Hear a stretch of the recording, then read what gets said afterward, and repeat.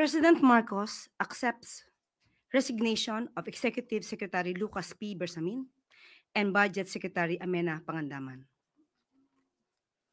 President Ferdinand R. Marcos Jr. has formally accepted the resignations of Executive Secretary Lucas P. Bersamin and Department of Budget and Management Secretary Amena Pangandaman. Both officials respectfully offered and tendered their resignations out of delicadeza after their departments were mentioned in allegations related to the flood control anomaly currently under investigation, and in recognition of the responsibility to allow the administration to address the matter appropriately.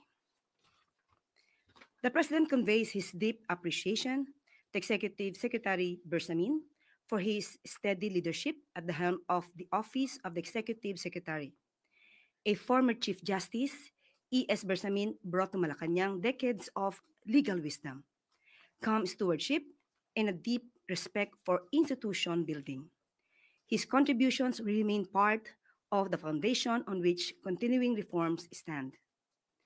The President likewise extends his sincere gratitude to Secretary Pangandaman, whose work at DBM strengthened the government's fiscal management, guided the timely passage of national budgets, and ensured that social programs and frontline services were funded and delivered.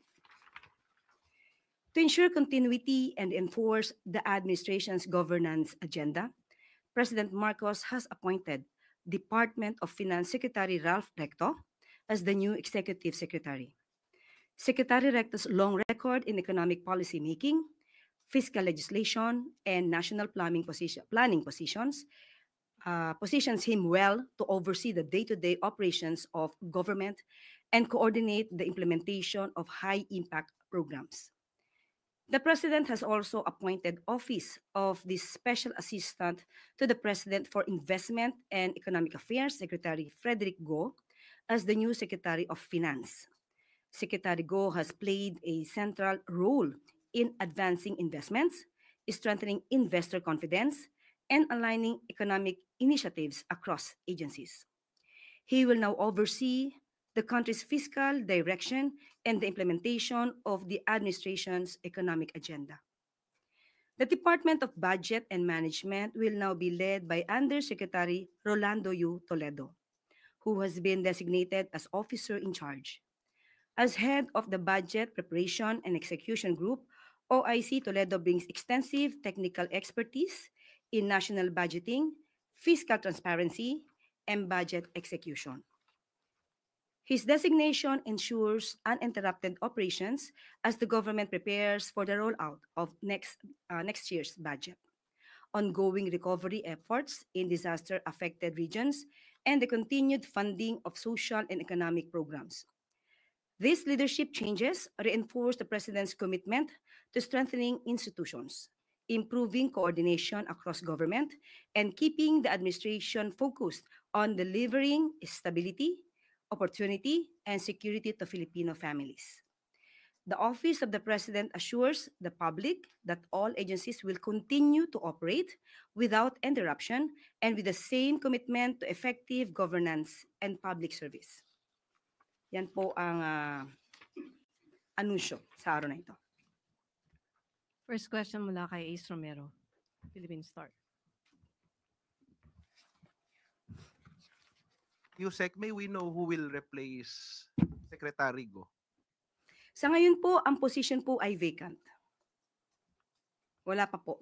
Vacant pa po mismo yung position. Wala pa po na i-appoint.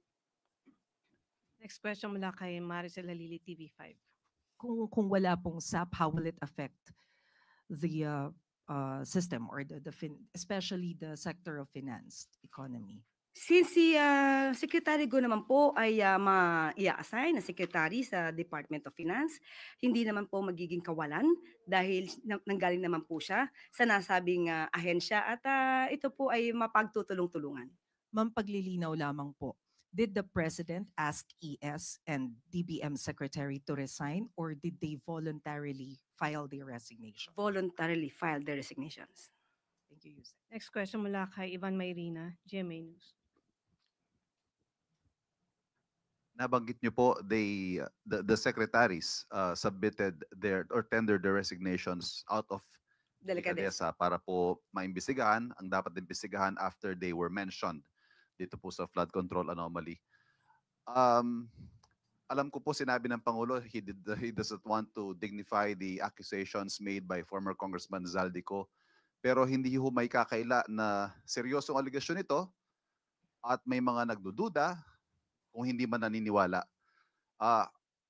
Paano ho balak mag-proceed ng Pangulo moving forward from this? Hindi po natin masasabi na ang mga aligasyon ni Saldico ay seryoso. Makikita po natin sa kanyang mga sinabi at sa mga pictures na kanyang pinakita.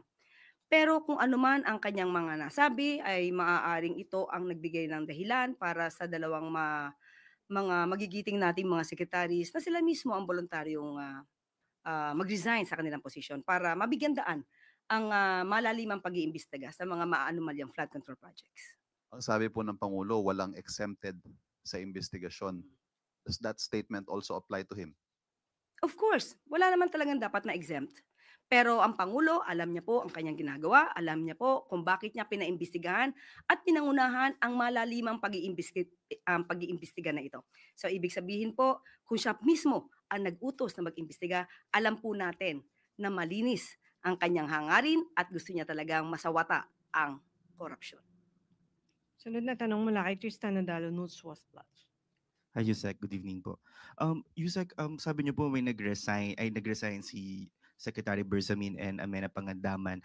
Is this also a similar challenge to other cabinet members to also submit the resignation if they feel like they're involved in this flood control anomalies? And can the public expect another cabinet reshuffle in the coming weeks or months? Kung alam po, halimbawa po ng isang miyembro ng gabinete na siya po ay may kinalaman or maaari siyang masangkot sa ganitong klaseng anomalya, nanaisin po ng Pangulo na sila po mismo ang mag-resign out of delikadesa. And last follow-up na lang po. Today, si Vice President Sara Duterte, sabi niya po, President Marcos faces a crisis of confidence mula sa taong bayan. Ano po ang posisyon dito ng Malacanang? Hindi po tayo naniniwala sa sinabi ng Vice Presidente. Ang Pangulo, uulit-ulitin natin na siya po ang nagpaumpisa ng pag-iimbestiga na ito. Noon pa po ay marami ng anomalya.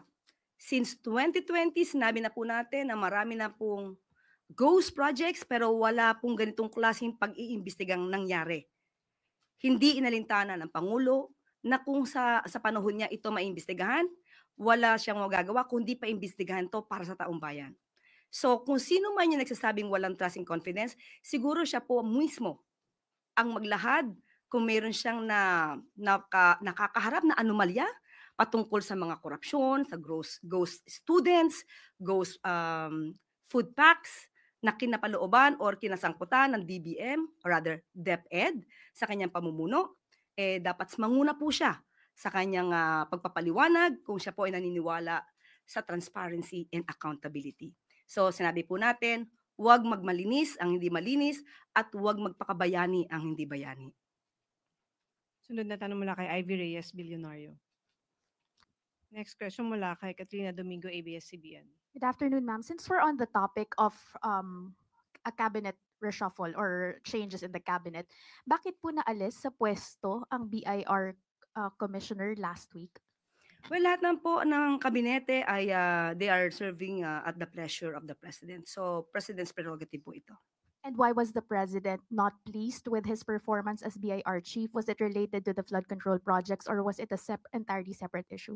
Wala po masasabi patungkol po dyan. Ay malamang lamang po ay kinakailangan lang po magbago ng liderato para mas maging maganda pa ang magiging trabaho at outcome or magiging resulta ng BIR.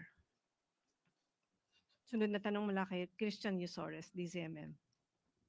Ma'am, since na-mention po yung si Undersecretary Adrian Bersamin, is he still with the PLLO? Hanggang ngayon po ay parte po siya ng departamento. Thank you.